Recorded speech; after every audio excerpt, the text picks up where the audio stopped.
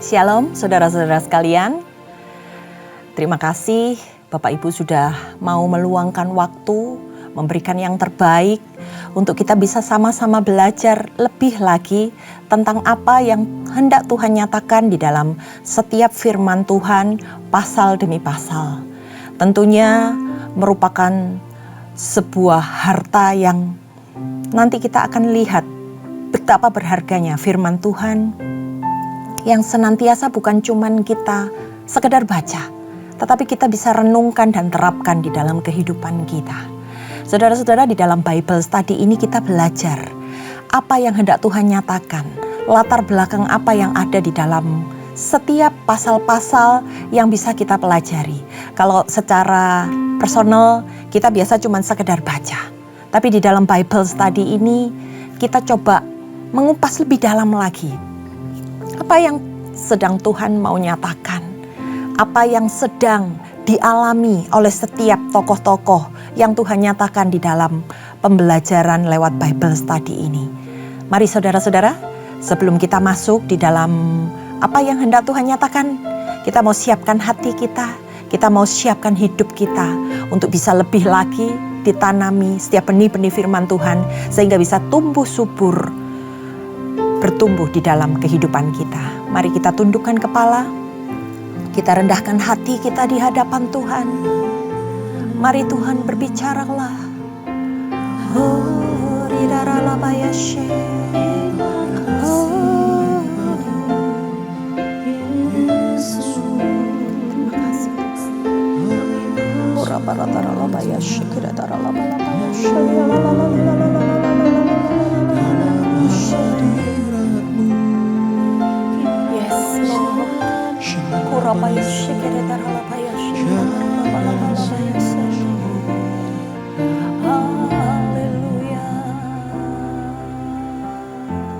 Selalu Tuhan menjawab doa, namun Dia beri yang terbaik di waktu yang tepat. Izinkanlah Tuhan untuk bekerja, yang mustahil menjadi mungkin oleh karena percaya. Yesus mendengar lebih dari yang ku doakan. Yesus menjawab lebih dari yang ku harapkan. Dengan caranya di waktu yang tepat, ku kan melihat Dia jadikan semua.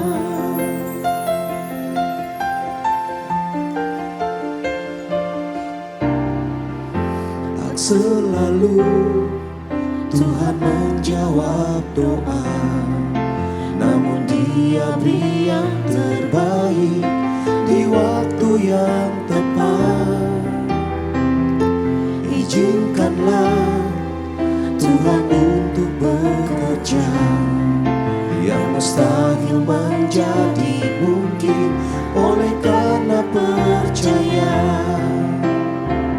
Yesus mendengar lebih dari yang ku doakan. Yesus menjawab lebih dari yang ku harapkan. Dengan caranya di waktu yang tepat, ku kan melihat Dia jadikan semua. Yesus mendengar lebih dari yang ku doakan. Yesus menjawab lebih dari yang ku harapkan. Dengan caranya di waktu yang tepat, ku kan melihat Dia jadikan semua. Yesus mendengar lebih dari yang ku doakan. Yesus menjawab lebih dari yang ku harapkan.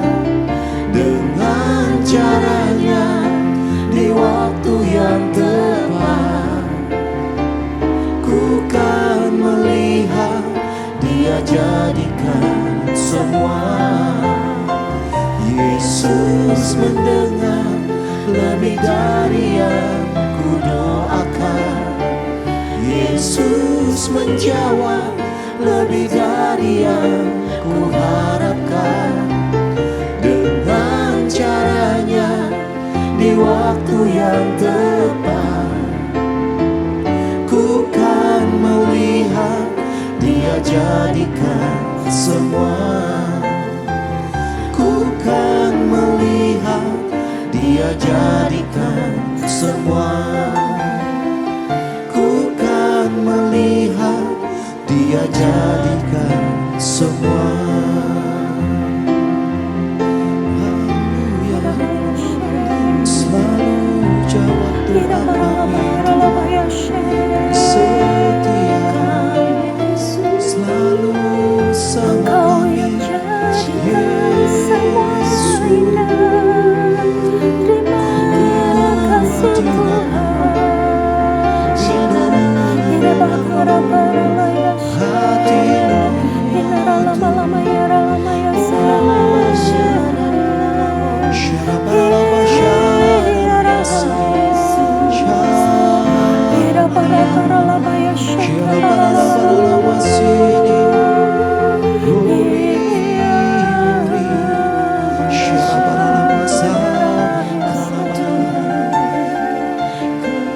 Yesus, pujilah aku Tuhan, cobalah aku Tuhan, selidiki batinku dan hatiku, mataku tertuju padamu. Aku cinta padamu Tuhan, aku rindu hadirat-Mu Tuhan. Aku ingin selalu dekat padamu, menikmati kehadiran-Mu. Ku nyanyi Hosana bagi Rajaku yang duduk di tahta. Aku muliakan dan ku agungkan, Kau layak disembah.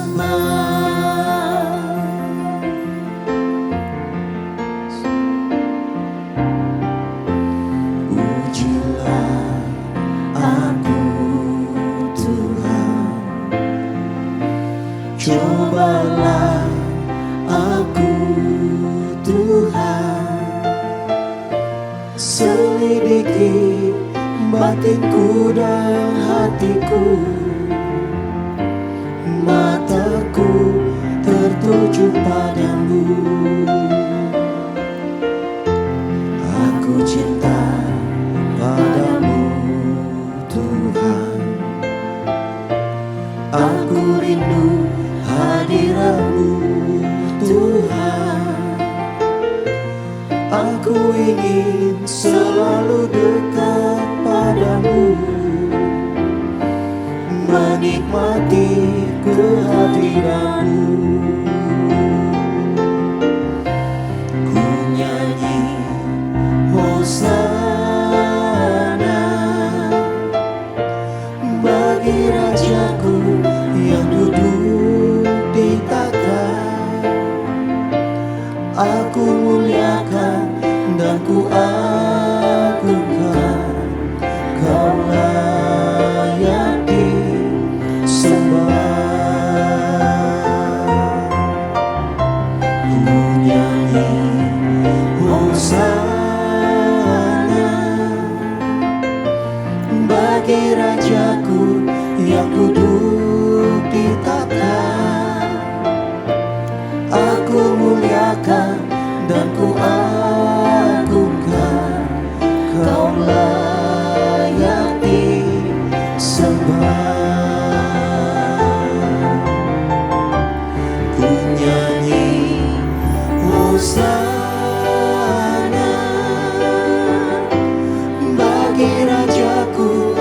duduk di takhta.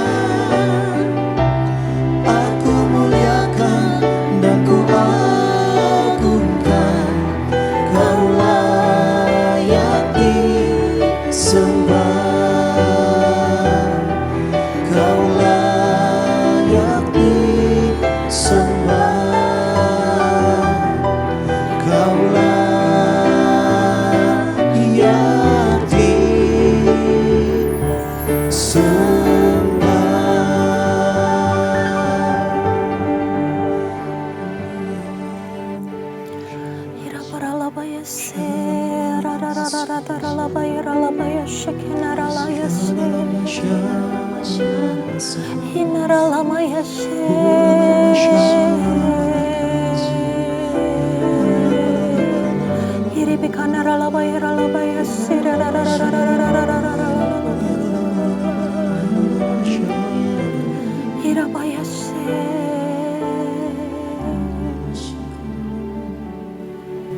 Benar Allah, hanya Engkau yang layak untuk kami sembah, yang layak untuk kami tinggikan di atas segalanya yang ada di dalam kehidupan kami.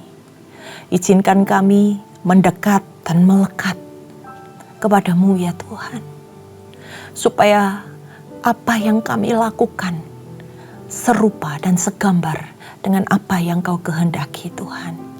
Hari ini kami mau duduk diam, kami mau belajar bagaimana Tuhan membentuk orang-orang yang Kau pilih. Tuhan memakai orang-orang yang Kau sertai, supaya kami juga bisa belajar Tuhan. Apa yang salah dari kehidupan mereka, kami menghindarinya. Dan apa yang berkenan di hadapan-Mu Tuhan, kami bisa pelajari dan kami bisa terapkan di dalam kehidupan kami. Roh Kudus, Kau yang menyinari setiap hati kami, supaya kami bisa menjadi murid yang baik, supaya kami bisa melakukan segala sesuatu yang kami dapat hari ini. Terima kasih ya Tuhan, hanya di dalam nama Tuhan Yesus. Haleluya. Amin. Senang sekali hari ini berjumpa kembali dalam Bible Study. Kita melanjutkan dari 2 Tawarikh 19. Kalau kemarin kita ada di 2 Tawarikh 18, kita melihat bagaimana persekutuan atau persekongkolan Raja Yosafat yang tidak dikenan oleh Tuhan. Hari ini kita mau melihat bagaimana Tuhan itu sebenarnya membentengi setiap orang-orang pilihannya. Tuhan menyertai, Tuhan bahkan memberikan hikmat buat setiap orang-orang yang mau dipakainya. Nah saudara-saudara, setiap ayat yang kita baca hari ini kiranya bisa menjadi rema di dalam kehidupan kita. Bahwa apa yang Tuhan nyatakan, apa yang Tuhan taruhkan, ada sebuah message yang mungkin akan muncul dalam kehidupan kita, mengingatkan kita ketika kita ada di dalam sebuah problem, ketika kita ada di dalam sebuah permasalahan, dan kita ingat apa yang Tuhan nyatakan. Jadi gak ada yang sia-sia saudara-saudara saat kita mau belajar tentang apa yang menjadi wahyu Tuhan melalui setiap ayat di dalam pembacaan firman ini. Mari kita mulai di dalam 2 Tawarikh 19. Judul perikopnya adalah Pelihat Yehu menegur Raja Yosafat. Jadi pelihat ini bisa diartikan sebagai nabi, orang yang memiliki kepekaan, orang yang dipakai Tuhan untuk bisa melihat sesuatu yang mungkin orang biasa nggak melihatnya, dan kemudian dia menjadi penyampai, penyambung lidah Allah buat setiap orang-orang yang Tuhan pakai. Nah kita baca di ayat yang pertama, Yosafat Raja Yehuda pulang dengan selamat ke istananya di Yerusalem. Kalau kemarin kita baca bahwa Yosafat ini hampir mati saudara-saudara di medan pertempuran. Cuman karena dia melakukan kesalahan dalam hidupnya sehingga dia hampir celaka. Nah ini dia sudah pulang dengan selamat. Ketika itu Yehu bin Hanani, pelihat itu, pergi menemuinya dan berkata kepada Raja Yosafat, "Sewajarnyakah engkau menolong orang fasik dan bersahabat dengan mereka yang membenci Tuhan? Karena hal itu Tuhan murka dengan engkau. Namun masih terdapat hal-hal baik padamu, karena engkau menghapuskan tiang-tiang berhala dari negeri ini dan mencari Allah dengan tekun. Jadi seorang pelihat, seorang nabinya Tuhan menegur seorang raja ketika raja telah melakukan sebuah kesalahan dan dia sendiri juga melihat bagaimana raja ini bisa diselamatkan. Dan Yehu bin Hanani ini adalah seorang nabi yang pernah ada di kitab sebelumnya, yaitu di dalam 1 Raja-Raja 16 ayat 1 ketika dia mengutuki Baesa. Jadi tipikalnya seorang pelihat, seorang nabi itu biasanya keras, saudara-saudara. Nah, di sini Yehu bin Hanani ini menegur rajanya. Apakah benar sikapmu yang bersahabat dengan orang yang membenci Allah? Ini nabi kedua yang ada di dalam kasus ini. Kalau kemarin kita bahas tentang Nabi Mika, hari ini seorang nabi lagi yang mengingatkan dia bahwa Allah membenci persekutuan, persekongkolan atau persahabatan dengan orang-orang yang bukan daripada Tuhan, orang-orang yang membenci Allah. Nah, karena itu Allah mendatangkan murka. Tapi Yosafat diselamatkan karena dia berseru kepada Allah, karena ada hal-hal yang dilakukan oleh Yosafat dan itu berkenan kepada Allah. Dikatakan di ayat ini bahwa dia menyingkirkan tiang-tiang berhala dari negeri sehingga Tuhan berkenan. Dan bagaimana Yosafat dengan tekun mencari Allah. Nah, di situ nilai lebih. Kita tahu mengapa Yosafat masih digunakan oleh Allah, masih bisa dipakai oleh Allah sekalipun dia sudah melakukan hal yang tidak berkenan di hadapan Allah. Di ayat yang selanjutnya, dengan perikop yang baru, yaitu Yosafat mengangkat hakim-hakim. Ini ketika Yosafat sudah lempeng hidupnya. Kalau kemarin habis melakukan dosa, hari ini dia mulai lurus, saudara-saudara. Sehingga dia berusaha mengatur kembali kerajaannya. Di ayat yang keempat kita baca, Yosafat diam di Yerusalem. Ia mengadakan kunjungan pula ke daerah-daerah dari Beersheba sampai ke pegunungan Efraim sambil menyuruh rakyat berbalik kepada Tuhan, Allah nenek moyang mereka. Ia mengangkat juga hakim-hakim di seluruh negeri, yakni di semua kota yang berkubu di Yehuda, di tiap-tiap kota. Berpesanlah ia kepada hakim-hakim yang ditunjuk itu, pertimbangkanlah apa yang kamu buat, karena bukanlah untuk manusia kamu memutuskan hukum, melainkan untuk Tuhan yang ada beserta kamu bila kamu memutuskan hukum. Sebab itu kiranya kamu diliputi oleh rasa takut kepada Tuhan. Bertindaklah dengan seksama, karena berlaku curang, memihak ataupun menerima suap tidak ada pada Tuhan Allah kita.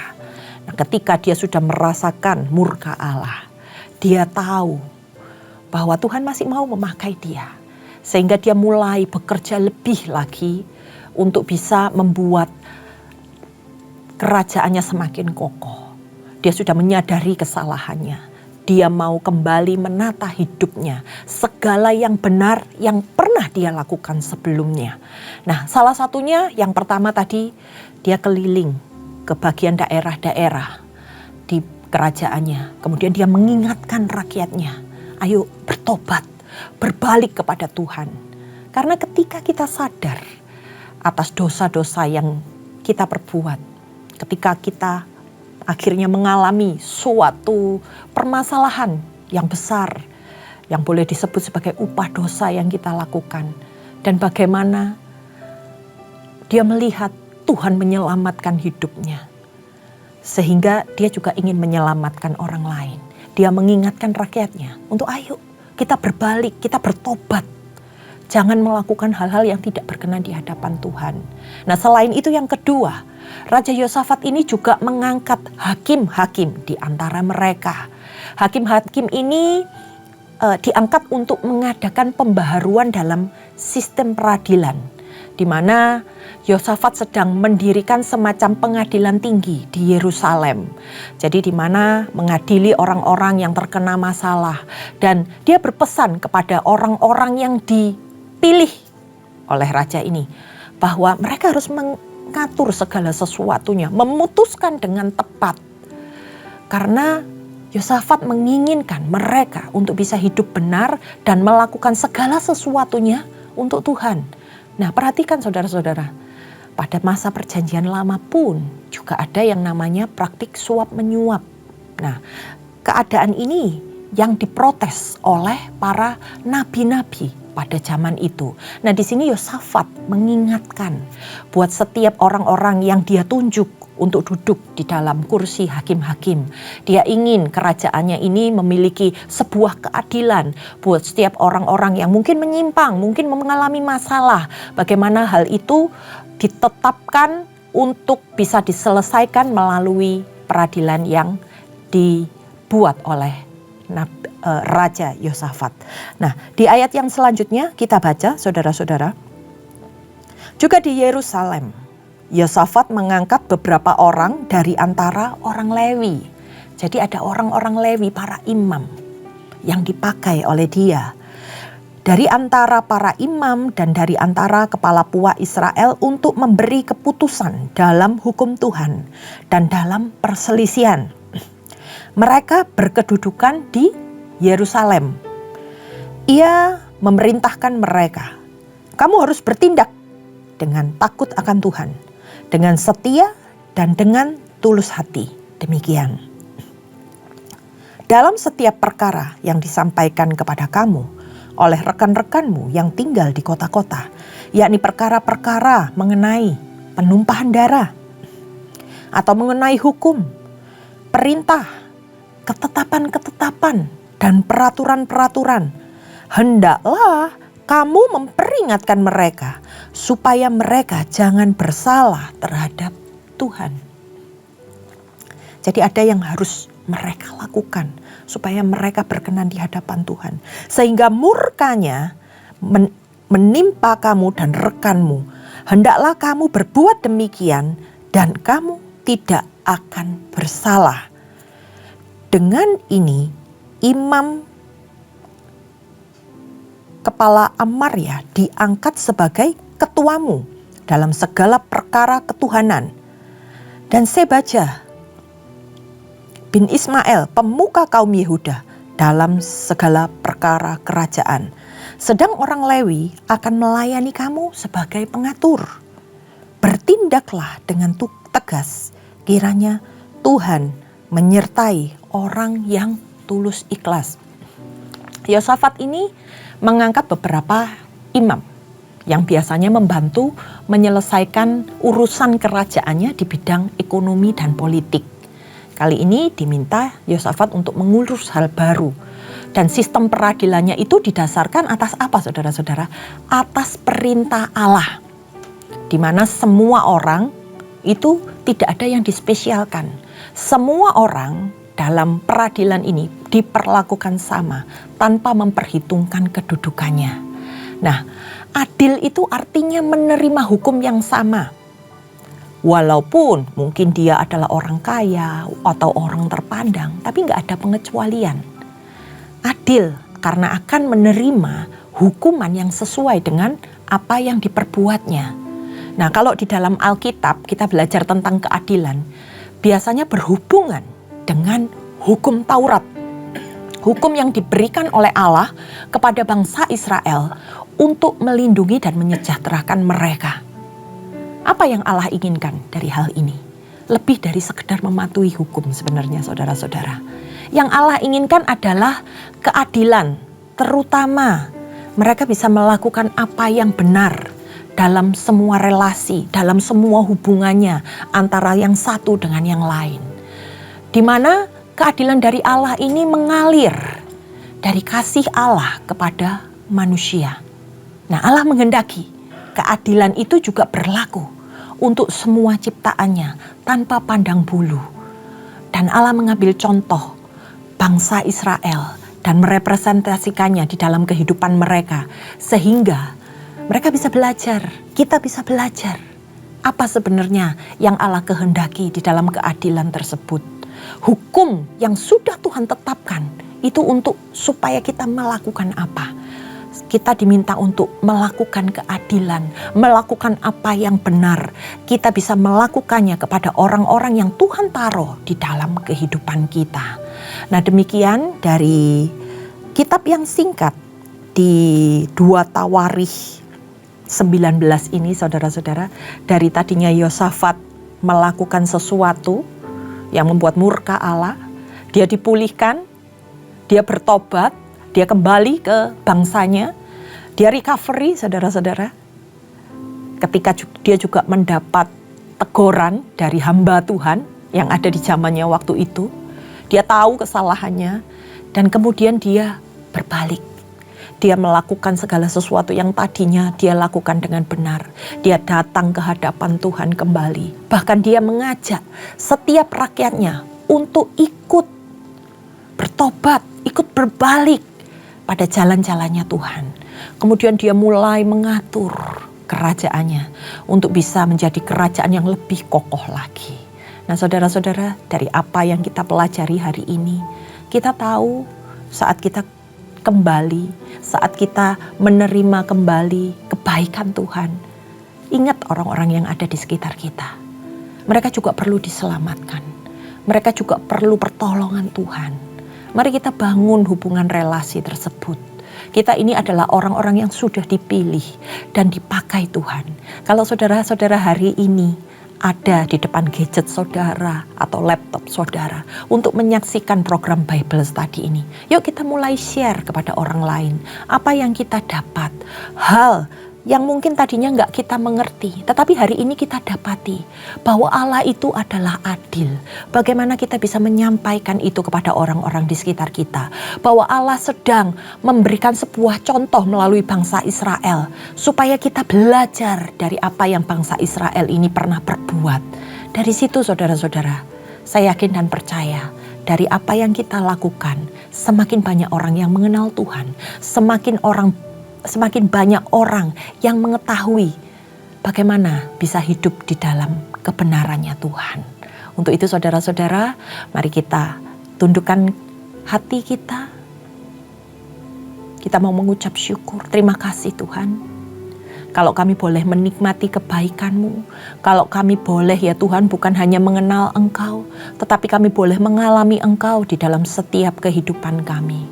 Kami mau belajar Tuhan, dari Raja Yosafat Tuhan, saat dia kembali, saat kehidupannya dipulihkan, dia menyelamatkan orang lain. Siapakah kami ini Tuhan?